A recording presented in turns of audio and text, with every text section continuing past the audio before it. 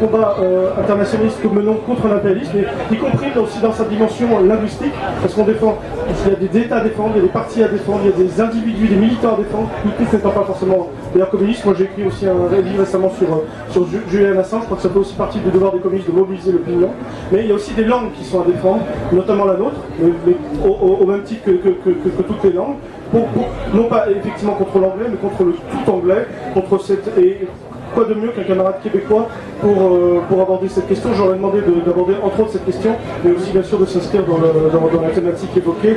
Et merci beaucoup pour votre présence et j'espère qu'on aura d'autres occasions de parler.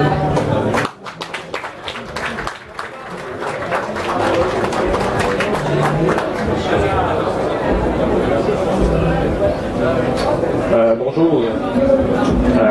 J'étais un peu à la dernière minute avec mon camarade, donc j'ai rien préparé, donc je vais simplement résumer un peu l'histoire de la lutte nationale au Québec.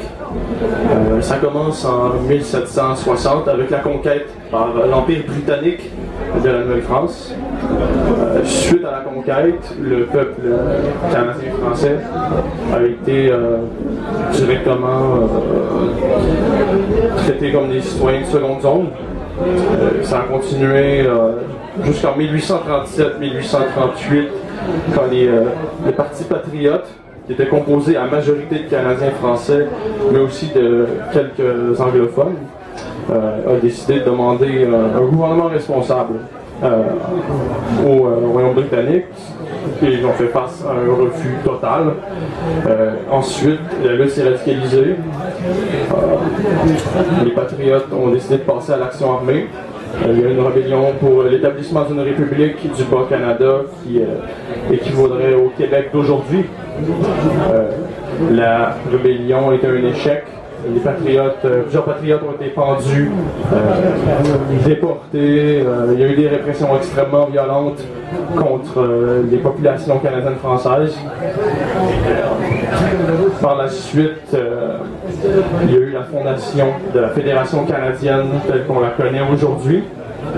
Et je tiens à dire qu'au Canada, malgré son image très progressiste, c'est carrément un État raciste. C'est une prison des peuples pour les Canadiens français, les peuples autochtones, ainsi que les Acadiens et les Métis. Par exemple, il y a les réserves autochtones qui sont plutôt connues du monde entier, mais il faut savoir que la langue française a été interdite dans toutes les provinces du Canada, à l'exception du Québec. Et ce, jusque dans les années 70, dans plusieurs provinces. En 1960, il y a eu une montée du mouvement indépendantiste au Québec, qui était dominé beaucoup par la gauche. Et il y a eu, entre autres, c'était beaucoup des revendications pour le français. Le peuple québécois était complètement prolétarisé. Donc, il y avait eu vraiment une jointure entre la lutte nationale et la lutte sociale.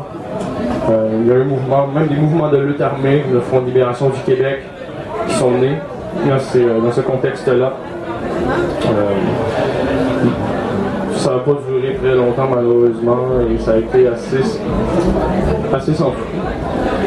Ensuite, dans 1976, après 100 ans à être traité en citoyen de seconde zone, il faut dire aussi que la seule langue officielle au Québec jusque dans les années 70, c'était l'anglais. On parle d'une province en majorité francophone.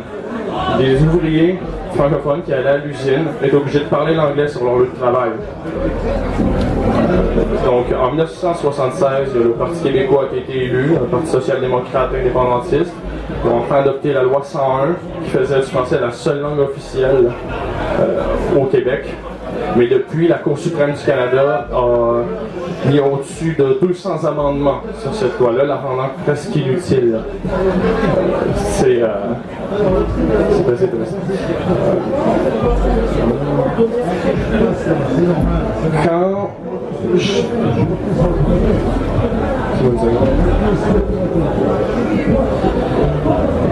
Quand je regarde ça, quand je regarde le Québec, l'état actuel du Québec, c'est que même après 150 ans de lutte, pour atteindre l'égalité. On voit déjà un recul au Québec. Même après l'adoption de la loi 101, il y a eu des amendements, puis déjà aujourd'hui, on voit que toutes les avancées qui avaient été faites depuis 1976 sont déjà en train de reculer. Le Québec Inc., qui avait été créé dans les années 80, quand c'était la reprise des entreprises par les francophones, c'est déjà tout en train de reculer à cause du capitalisme anglo-saxon. Toutes les compagnies sont rachetées par des anglo-canadiens, des Américains.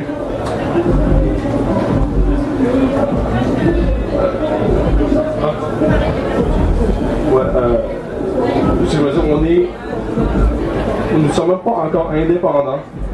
Et on n'est même pas capable.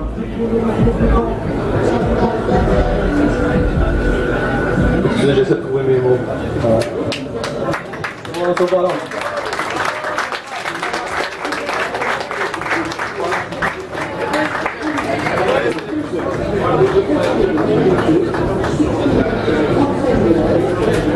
Bonjour, donc je suis également membre du Québec. J'aimerais juste pour faire une petite conclusion sur ce que mon camarade vient de dire.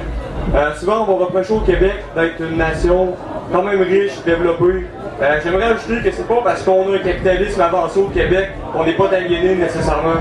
Donc en plus de subir l'aliénation capitaliste, on subit l'aliénation culturelle. Ça, je pense que c'est important de le souligner. L'un va passer à l'autre pour détruire l'un pour détruire l'autre. Merci.